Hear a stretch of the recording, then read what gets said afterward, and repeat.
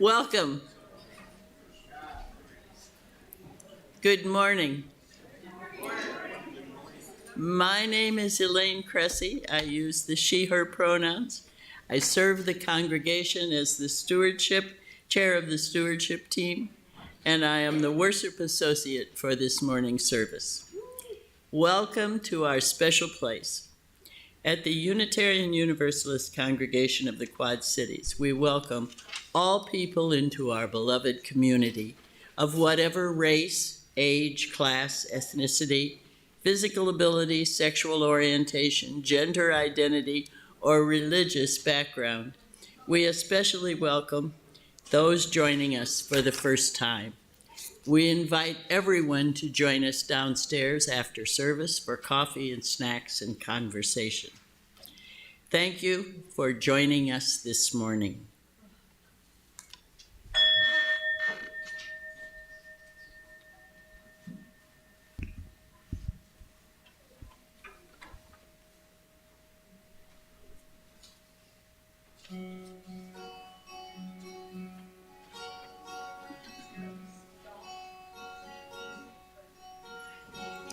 Rows and flows of angel hair and ice cream castles in the air and feather canyons everywhere. I've looked at clouds that way, but now they only block the sun. They rain and snow on everyone. So many things I would have done, but clouds got in my way. I've looked at clouds from both sides now, from up and down, and still somehow it's clouds' illusions I recall. I really don't know clouds at all.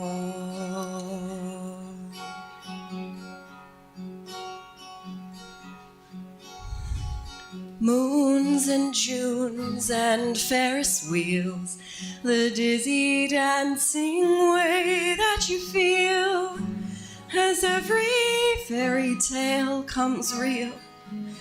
I've looked at love that way, but now it's just another show. You leave 'em laughing when you go, and if you care, don't let them know. Don't give yourself away. I've looked at love from both sides now, from give and take, and still somehow it's love's illusions I recall. I really don't know love at all.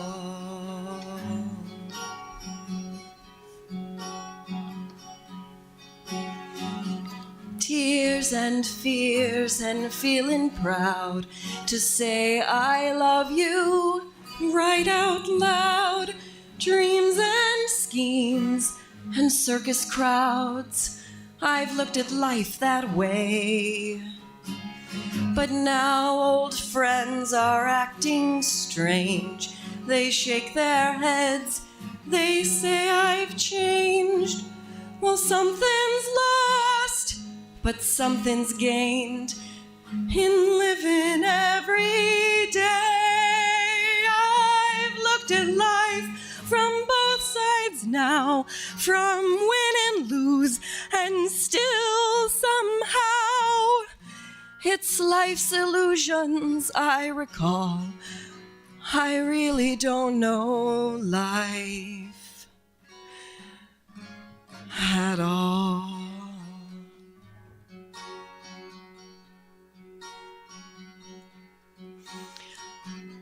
I've looked at life from both sides now, from up and down, and still somehow it's life's illusions I recall.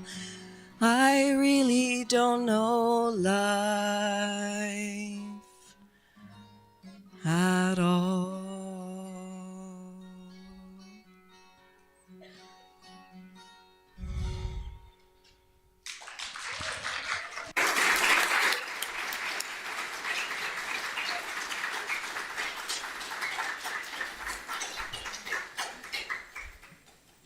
Good morning, and thank you, Miriam and Doug, for that beautiful prelude. I am the Reverend Sabrina Trupia, and I use they, them pronouns. Our opening words today come to us from Reverend Scott Tyler. We gather as a house of stories as we learn of those who have gone before. The way in front of us becomes clearer as we weave together our individual tales into a common story, our loneliness lessens, and the ever-present web of our oneness is revealed. As we listen deeply to each other's difficult stories with tenderness and trust, we descend into the longings and learnings, hopes and fears of the humanity we share. Beneath the wells from which we drink, there is a deeper well that feeds them all. Come, let us tell each other tales of our thirst. Let us drink from the stories that sustain us all. Let us worship together. As Elaine lights our chalice, also let's all recite our chalice lighting words. In the light of truth and in the warmth of love, we gather to seek, to sustain, and to inspire. And now please rise and body your spirit for our opening song. Number 1059 in the teal hymnal, May Your Life Be as a Song. Gates is gonna play it one time through, and then we're gonna sing it twice, all right? And Miriam will sing it twice with all of us. Thank you.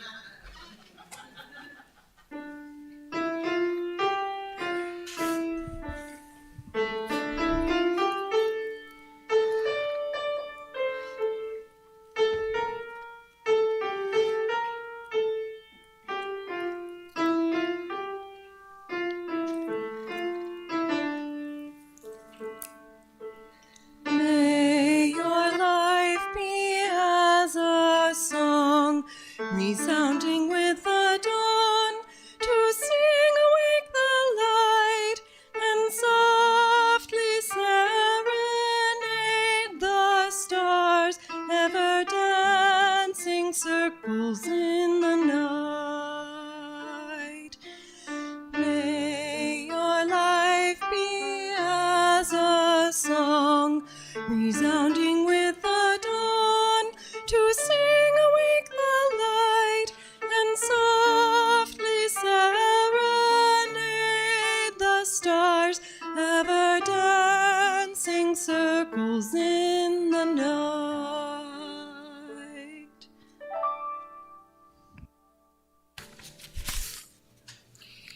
And in the spirit of love and fellowship, we now greet the holy in our midst by briefly greeting those around us, especially those we do not know.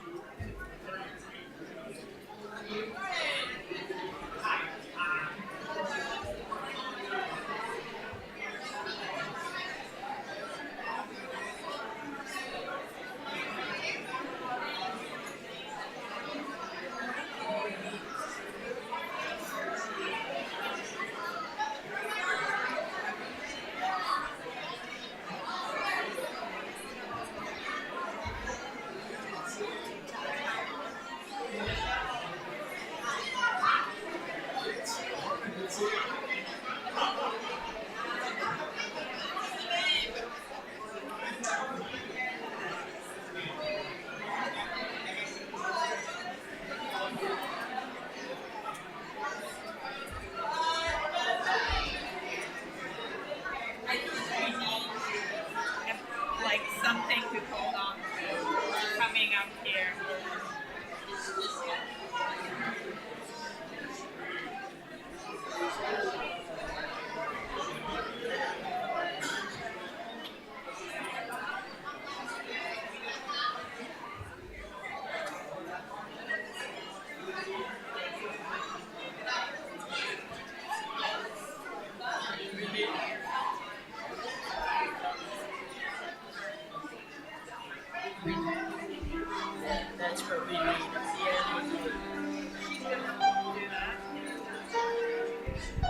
Good morning. Can I have the children come up, please? Let me see your beautiful faces.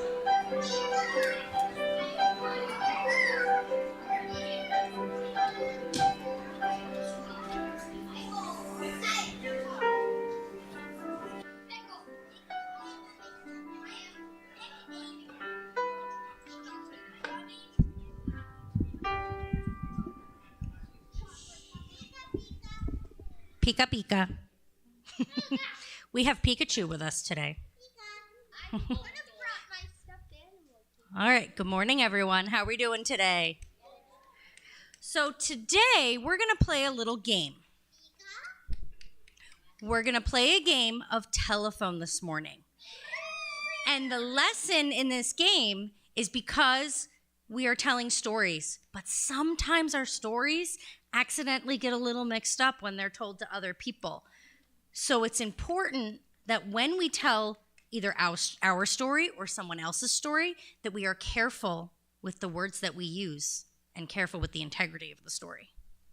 And our Magic of You kids are also going to learn that today. They're going to learn about hate and media bias in their lessons today.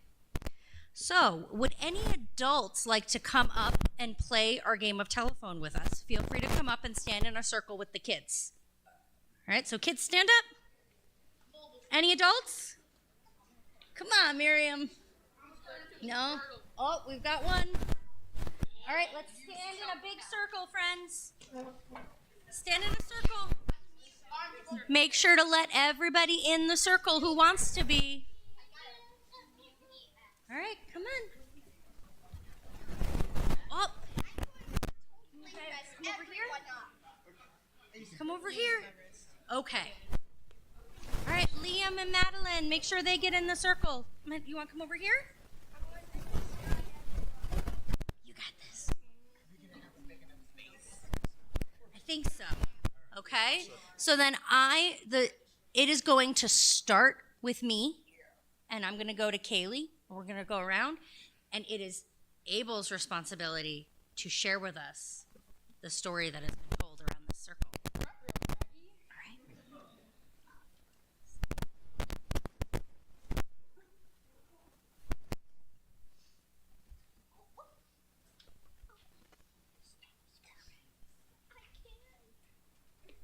Ooh, it sounds like we're doing pretty good so far.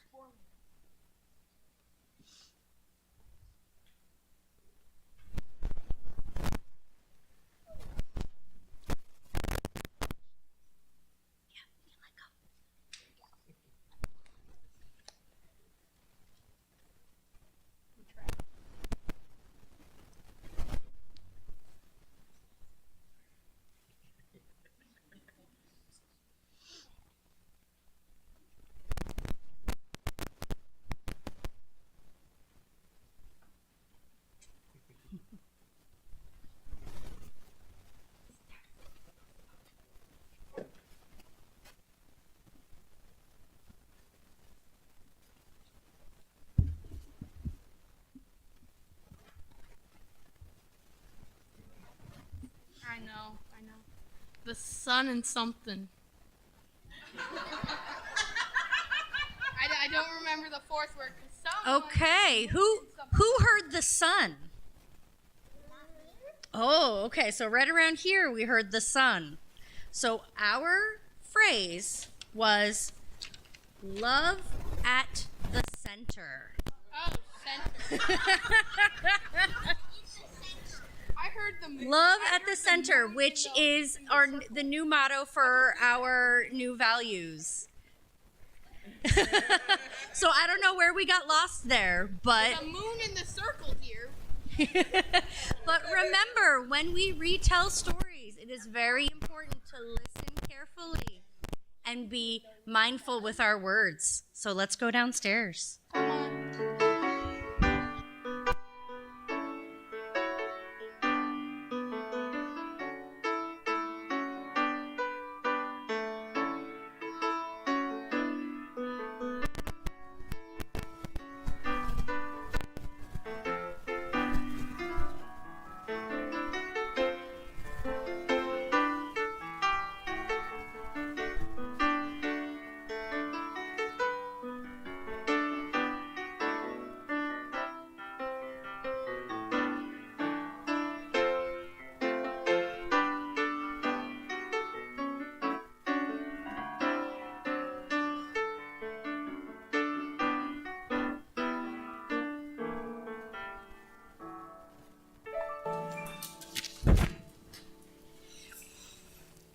So today is a special day in the life of a congregation. Today we welcome into our community new members, those who have chosen to make a commitment to this congregation by signing our membership book and or going to the class. If you haven't signed the book and you're getting honored today, see me after church. But I think everybody has signed the book in December.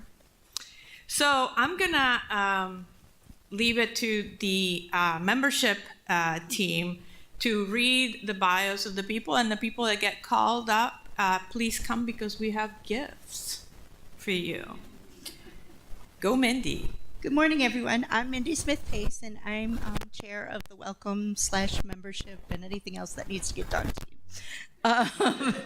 But we are really excited to welcome several new members to our church today. A lot of the people who are on this list went to our wonderful Hearts of UU meeting, and we are very excited to welcome them today. And everyone up here is part of the team, and I really appreciate all the hard work they've put into this. So Maureen Barkman, if she wants to come up, is a person in our church who is joining us and likes to do little things to help people out. She's a big fan of Snoopy and huge Disney fan. She's also very crafty and probably hasn't shared that with you all yet, but ask her sometime. Please stay up here so that when you're all there, we're gonna do a ritual. I forgot to mention that before. Misty Rambo. I don't think she's here. Maureen, stay up stay. here. Misty doesn't appear to be here, but Misty is originally from Oklahoma and moved to Morning Sun, Iowa after retiring from the Navy and has joined our church. Laura Nichols, and her daughter is here, so she can come up too. Laura and her 5-year-old twins, Giancarlo and Kaylani. Laura is a clinical social worker and Air Force veteran. She returned with her family to the Quad Cities in 2023 upon retiring from 20 years in the military service. Kaylani and Giancarlo have started kindergarten this year, and they've been very active in our children's group. And we are just loving it, having them, and they're loving to be here. So thank you for welcoming them.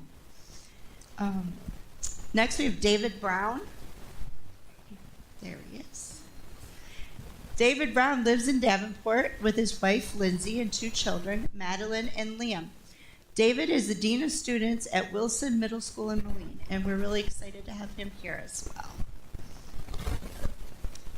Kita, I do not have a last name on here. Kita is a mom from Detroit who is coming to the Quad Cities through Chicago, new to this area, and is joining us. We think it's Kita Mickles. Maureen Bennett. Maureen is a retired nurse who's been coming and is really excited to join us. Lives in Moline. She's a retired nurse, has 2 sons, 1 daughter, and 8 grandkids. And she's very grateful to be welcomed here. Lisa Campbell. Lisa recently moved back from Colorado to be closer to her mom and dad, who are 85 and 83. They still live in the house she grew up in.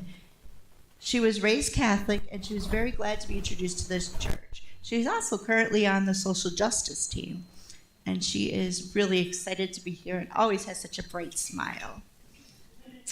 I think there are a few others who are interested in being members who've come to the church class, the Heart of UU, and have finished pledging and signing the book, but are not here today and did not submit any information about themselves. So I encourage you to meet people if you don't know who they are and be part of our welcoming, because this church is a great welcoming place for all. So, now that you're almost all here, new members, we're so glad to have you here with us, and we're so glad you've chosen this community of fellow seekers to travel with us on our life journeys. Will you accept our gifts of fellowship, discovery, and service will you offer your unique presence and gifts? Will you add your name to the long history of Unitarian Universalist people who spread hope with our living faith? And will you engage with us as we seek to create a community and a world dedicated to love and justice? Please say we will if you do. Yay. Congregation, there's a part in this for you. Will you welcome these new members with the warmth and comfort of your fellowship? Will you seek to add your strengths and talents to the new gifts they bring to us? And will you share our triumphs and struggles as our community grows and changes? Say we will. Let us say together the covenant of right relations, the promise that we make each other to ourselves and which holds our community together with our common purpose and common love in the midst of our beautiful diversity. Loving kindness. Oh, that was supposed to be a thing. I'll say it first, and you repeat it after me. Loving kindness, guides us as we come together. In a spirit of generosity, respect, and empathy, mindfully aware of each other's inherent dignity and worth. Yay! Woo!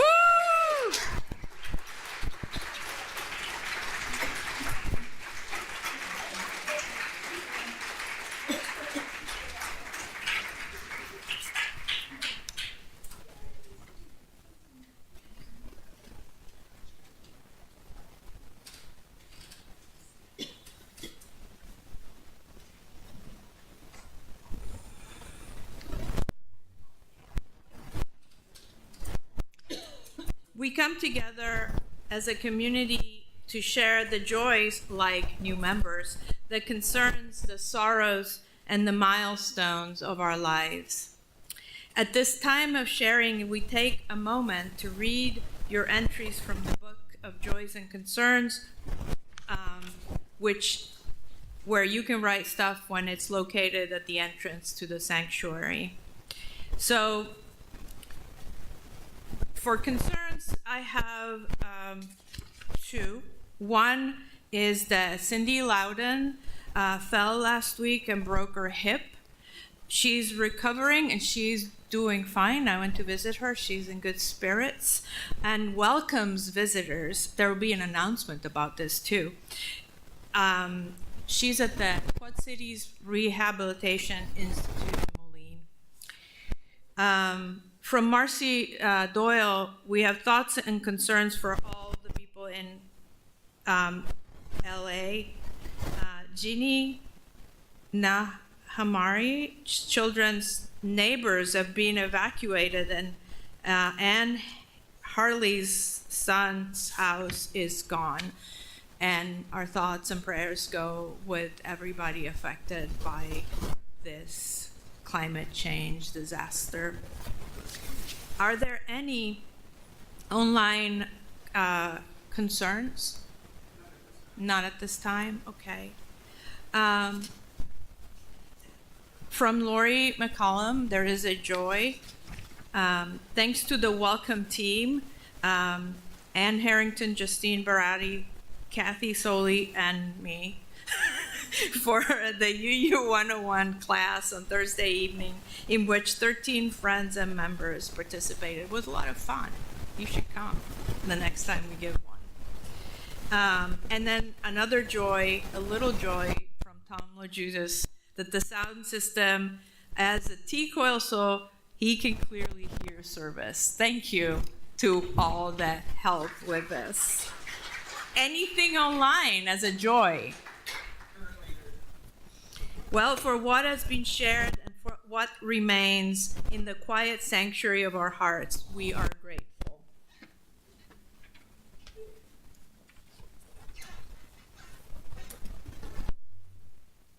I'd don't know if it's a joy or concern, but I was very happy we could all drive to here this morning without a foot of snow.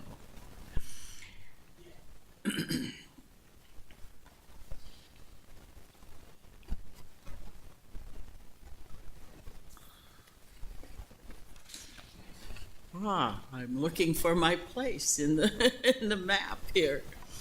And now let us become aware of the energy that brings us together here in the beloved community.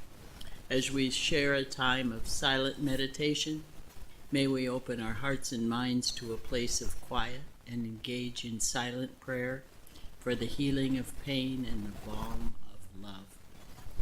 When the musical meditation begins, you are invited to come forward in silence and light a candle.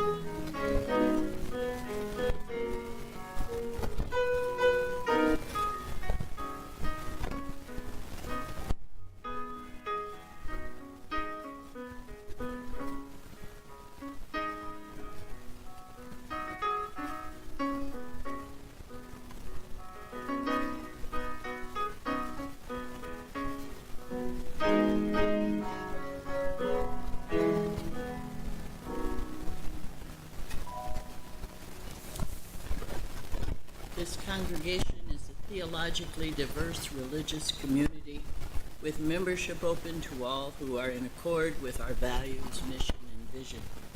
Our congregation is entirely self-governed by the democratic process. One of the privileges of our free church tradition is to provide all of the financial support for our many ministries from among ourselves. Generosity, therefore, is one of the spiritual values we recognize as central to our personal and institutional well-being. This month's undesignated plate offering will go toward the Quad Cities Interfaith. More information about them is in the back of your order of service. We invite you now to participate in the blessing of giving as the ushers come among you to accept the gifts of the congregation. Please be as generous as you are able. And I'm sure there are others in the congregation who can tell you about Quad Cities Interfaith also.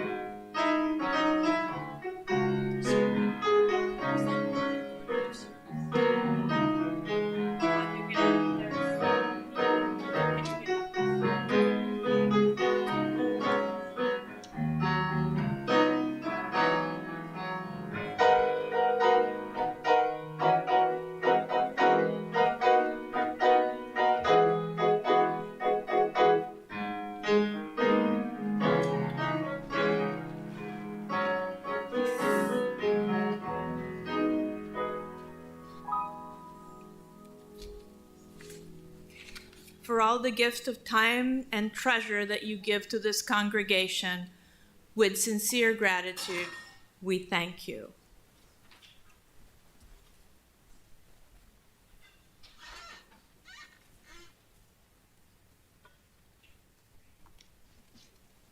We have two readings today.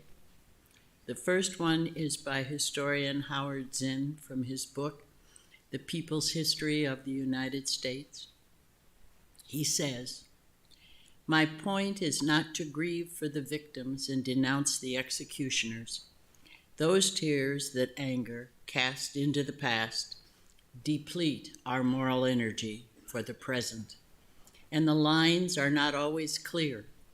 In the long run, the oppressor is also the victim. In the short run, and so far human history has consisted only of short runs, the victims themselves, desperate and tainted with the culture that oppresses them, turn on other victims. I don't want to invent victories for people's movements, but to think that history writing must aim simply to recapitulate the failures that dominate the past is to make historians collaborators in the endless cycle of defeat. If history is to be creative, to anticipate a possible future without denying the past, it should, I believe, emphasize new possibilities by disclosing those hidden episodes of the past when, even if in brief flashes, people showed their ability to resist, to join together, occasionally to win. I am supposing, or perhaps only hoping, that our future may be found in the past's fugitive moments of compassion, rather than in solid centuries of warfare.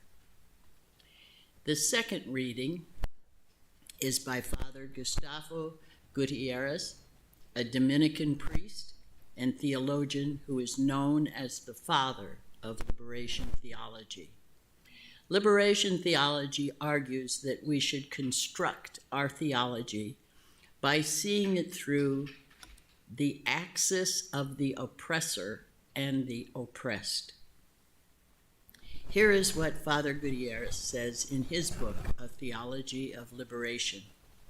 The historical plan, the utopia of liberation, as the creation of a new social consciousness and as a social appropriation, not only of the means of production, but also of the political process, and definitively of freedom, is the proper arena for cultural revolution. That is to say, the arena of the permanent creation of a new humanity in a different society characterized by solidarity. That creation is the place of encounter between political liberation and the communion of all persons with God. Faith reveals to us the deep meaning of the history we fashion in our own hands.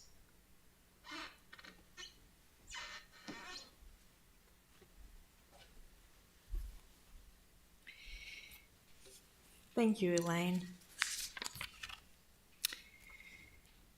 Author Ta-Nehisi Coates, in his latest and most controversial book, The Message, says that we cannot act upon what we cannot see. Coates' new book is about confronting our myths, even those we think are the good ones, if they are part of a narrative of oppression and supremacy, the ones where we put ourselves in the roles of the kings and rulers. That is why it is a controversial book, because it denounces systems, not just people. Anyway, this book made me think about event horizons. And in your order of service in the front, it gives a definition from astronomy. It says an event horizon is a boundary beyond which events cannot affect an observer, meaning you're far enough from a black hole that you don't know what's happening inside the black hole, but also you don't get swallowed in it. This can apply to how we tell stories too. So when it is said that something happened beyond the horizon, it means that the event is out of reach in all senses to an observer. If we didn't record it, it didn't happen. And if it was something we could have acted upon, we didn't, because we couldn't know. We cannot act upon what we cannot see. And so the role of historians, we just heard in the reading, is what Howard Zinn said, that of creative support, of catching a hidden past, a past hidden from the mainstream. And that could be what gets us to act differently in the present. Over the holidays, I went to visit my mom to bring her some cheer at Christmas, this first Christmas without my dad, and to do some chores that she can no longer do by herself, like sorting through family documents and photos and books and see what stays and what goes. So as I was sifting through these memories, I uncovered a hidden past in my family's stories, which took me to discover a couple of these non-mainstream tidbits of history. And I'm not one to overshare my family history. In fact, I'm kind of uncomfortable about doing it. But I feel it is appropriate to share these things with you in this time, in this Sunday, 8 days to the inauguration of a presidency that has been fanning the embers of fascism since the last time they were there in 2016. Because these new to me tidbits of histories occurred in the 1940s when Italy was in the last throes of a fascist regime with a narcissistic dictator who surrounded himself with yes men and who led Italy into a war that the country was not prepared to fight.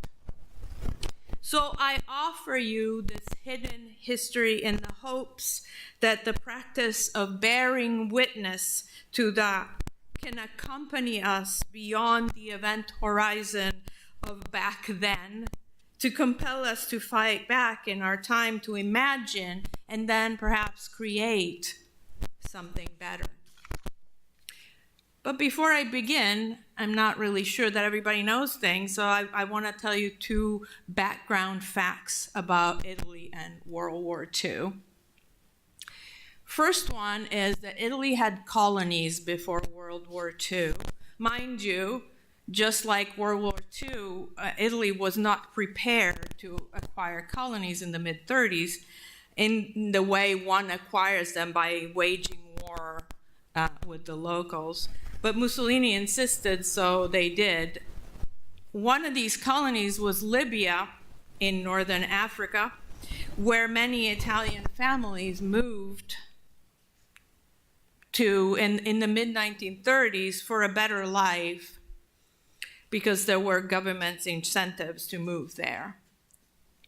And about the war, the second piece of information is that from June of 1940 to September of 1943, Italian soldiers fought alongside German soldiers, because they were allied, in a conflict on 5 fronts, which Italy had entered unprepared, essentially because of Mussolini's enormous ego.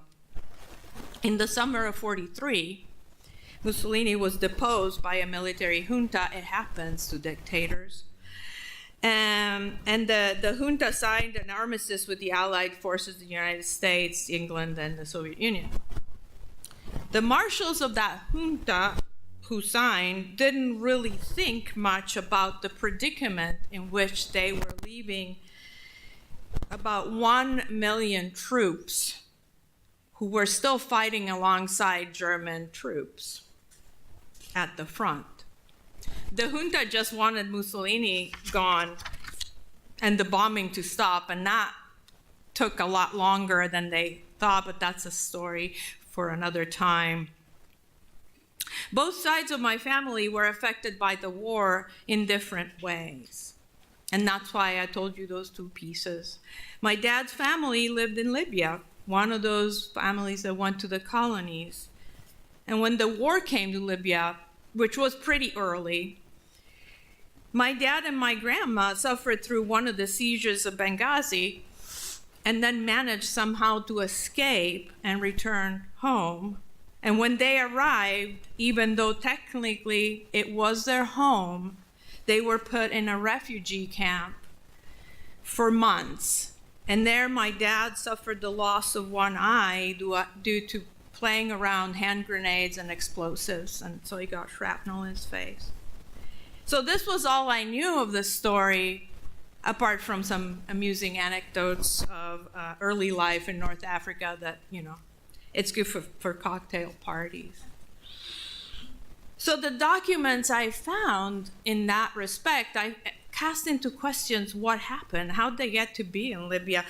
It appears that my paternal grandfather went, out of town. He went to Milan to study to become a builder right before they moved. I found his diploma amidst the documents, dated 1936. What was he doing in Milan in 1936, several years after he got married when my dad was still a baby? What's the deal? Did he go to school on purpose to move to the colonies? Maybe he was sent to Libya against his will. And what did he do during the war? Did he fight with Rommel? Was he a refugee too at a different time? None of these things have an answer right now. Nobody can tell me about it. But like the doubt remains. The family whose name I bear, my dad's family, is it a family of colonizers or is it a family of refugees? How about both? Howard Zinn said, and you just heard it, the victims themselves, desperate and tainted with the culture that oppresses them, turn on other victims.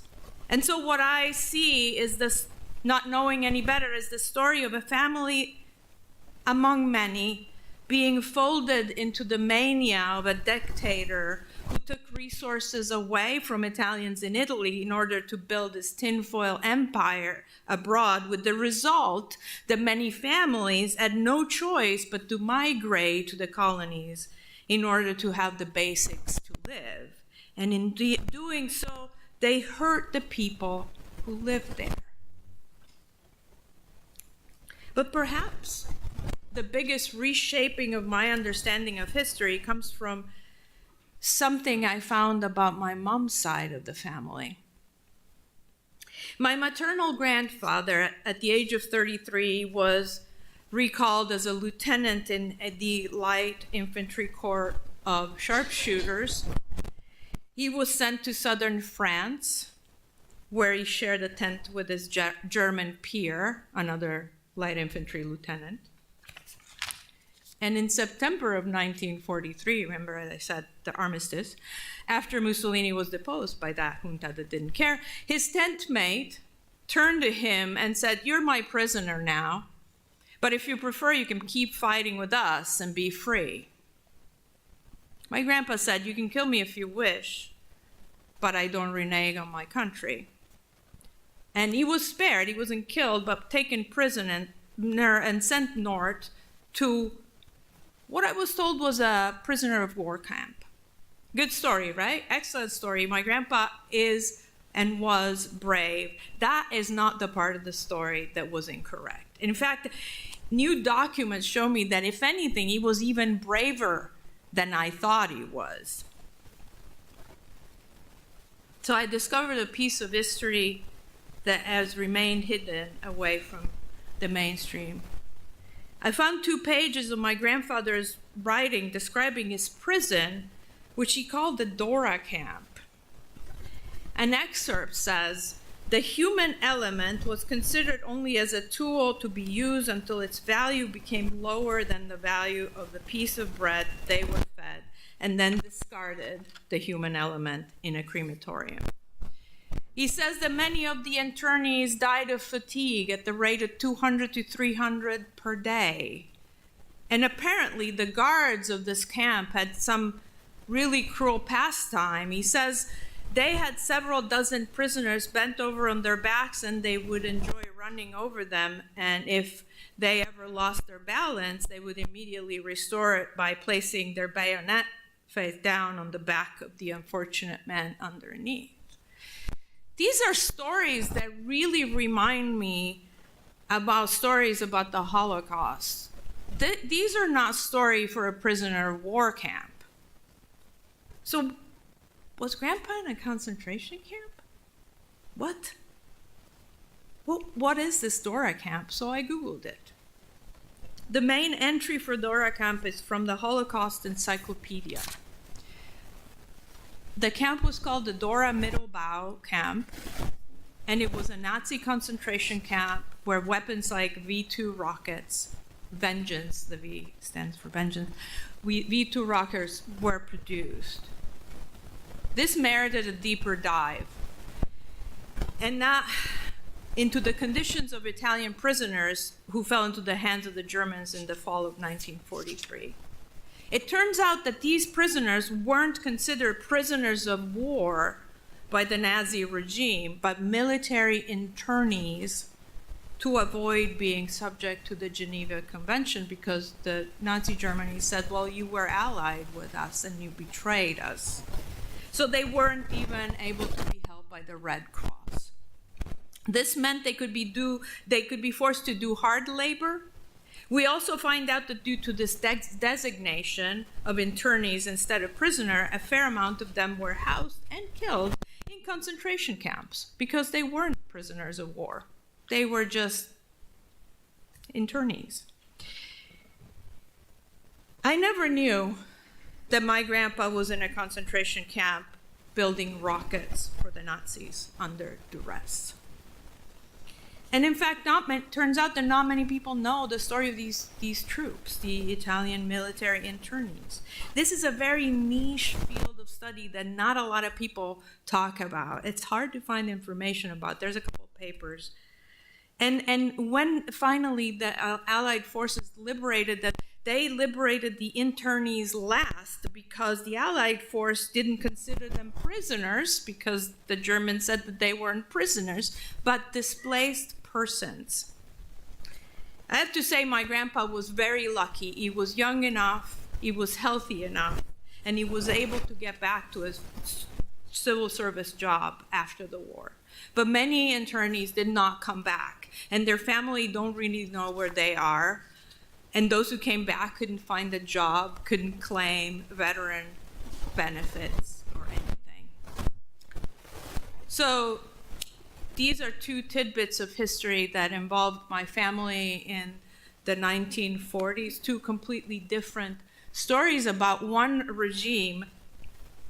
And these tell us about fascism in a little way. They tell us about erasure. And this is not necessarily because of fascism, but in the post-war, the government of Italy was so intent in deleting the memory of 20 years of fascism that they looked away from these internees that could say a truth that they did not want to be told, because they did not want to look at it, because it was too inconvenient to look at it. So people and events went unacknowledged to give the impression that fascism in Italy never existed. And in any event, it was milder than Nazism. And what of the colonies? Well, that is the part of the conceit that was meant to re-up the glory of the Roman Empire for the pointless quest of a new empire. So the imagery and the architecture, the arts of fascism looked like Roman things. And so it's kind of a circular thing to see the Roman Empire through the lens of fascist imagery, glorified and stylized, and in turn to see the Roman Empire in this fascist-ish lens. And by the way, the Roman Empire wasn't as glorious as all that. It was an empire, and it was violent and brutal, just like all empires are. So these two things have consequences even today. For instance, last week, hundreds of young neo-fascists in Rome held a demonstration, and they donned black shirts and caps and did the fascist salute, which technically in Italy is illegal, but nobody cared. And that's because, unlike the Germans, Italians were never made to look at the ugly effects of fascism, and they were never made to take responsibility for their actions.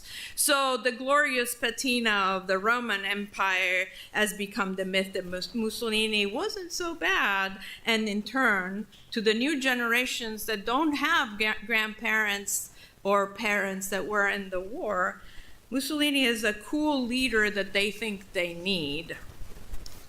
So the inability, to go back to Howard Zinn, the inability of most Italians to condemn their past because they don't know it might be an impediment 80 years later in expanding their moral imagination and subversing systems of oppressions that are centuries and perhaps millennia old. So I get it. You might be thinking this doesn't concern us here.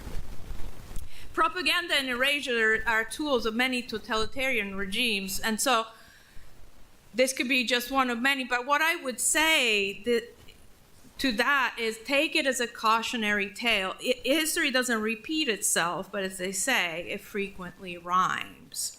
We cannot act upon what we cannot see. So to act, we must keep looking. We must bear witness. Audre Lorde, writing about poetry, she said famously, the quality of light by which we scrutinize our lives has direct bearing upon the product which we live and upon the changes which we hope to bring about through those lives. The quality of light. This important statement is applicable to our stories and our history, our ability to hope, and our ability to imagine and affect change. Father Gutierrez, the author of today's second reading, says something similar, that we can imagine a new humanity in a society characterized by solidarity. That allows us to see better. And liberation theology, which speaks of the spiritual merit of liberating everyone from oppression, liberation theology centers love because it centers solidarity, it centers interconnection, which means it interconnects our stories. So, liberation from oppression comes from an understanding of history and from being able to imagine a better world and better systems. And in Christianity, and Father Gutierrez was a Catholic friar, he calls it the kingdom of God. I know, we're we're like, don't call it the kingdom of God. But I want to say this, what Christians call the kingdom of God is not, they're not referring, if they mean it really, to a place in the sky. The phrase kingdom of God occurs in the Gospels because Jesus wanted to subvert the language of empire. The emperor was considered a god. And so his kingdom was the kingdom of a god. And the kingdom of God is here was what people would say when they made conquests and go to the other lands. So Jesus used the same phrase to talk about a new world, a new system, a better one, where everyone is free from oppression.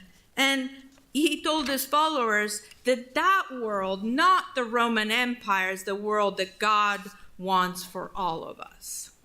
And you don't need to believe in God, but you can see a better future if you can imagine it. To get to a new kingdom, then, to a better world, we have to be able to imagine beyond.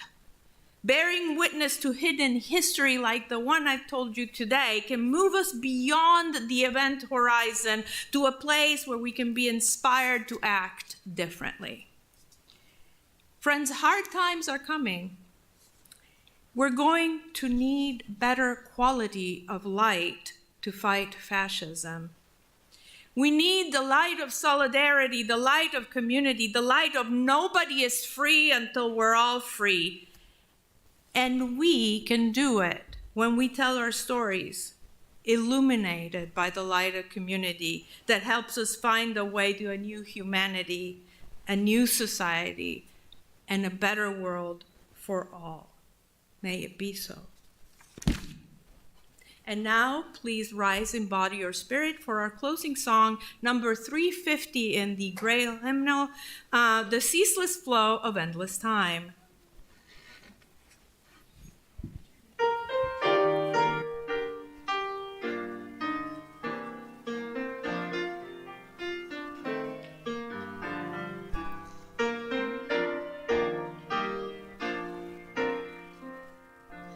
The ceaseless flow of endless time, no one can check or stay. We'll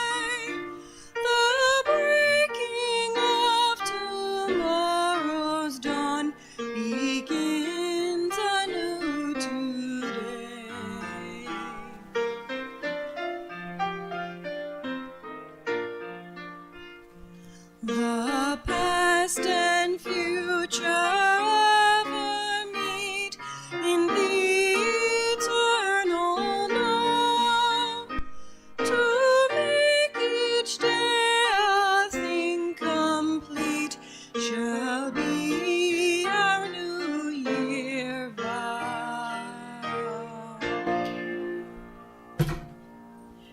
Please remain lifted up as we extinguish the chalice and join in the unison reading projected on the screen. We extinguish this flame, but not the light of truth, the warmth of community, or the fire of commitment. These we carry in our hearts until we are together again.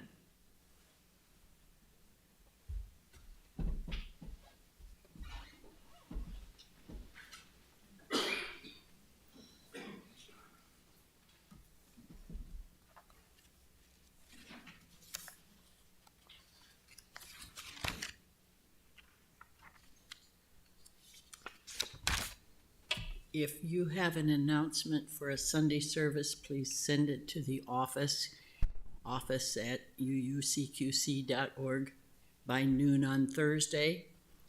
We have a few announcement items. The social justice team will be meeting Tuesday, January 14th at 7 p.m. on Zoom. The link for the meeting can be found on the congregation's calendar on our website. We are all welcome to attend. We will be talking about our goals for 2025. Questions and concerns, please contact Marcy Doyle, Dan Medden, or Lisa Campbell. Marcy, Dan, and Lisa, could you please raise your hand and stand so people will know who to talk to?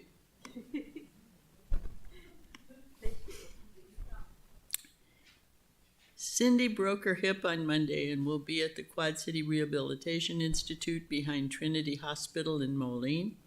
If anyone wants to send a card, visit, or give her a call, it would be appreciated.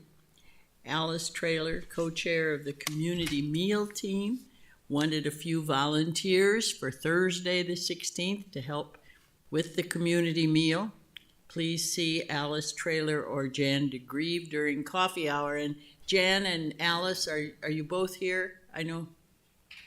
So they know who to see? Okay. All right. One more announcement up here. Just a minute. Okay.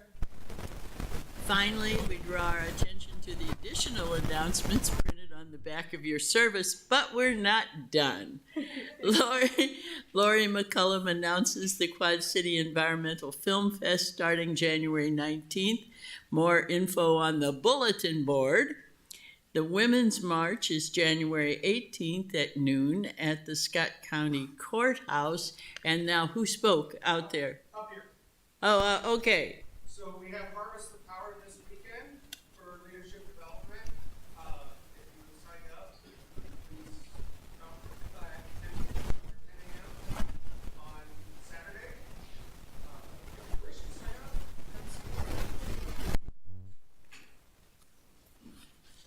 Okay. the announcements for some. All right. Okay.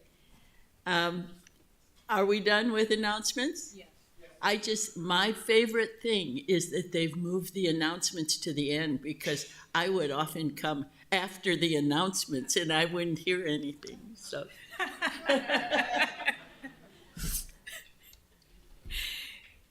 So to close today, and didn't Elaine do a fabulous job as worship associate? She was amazing, right?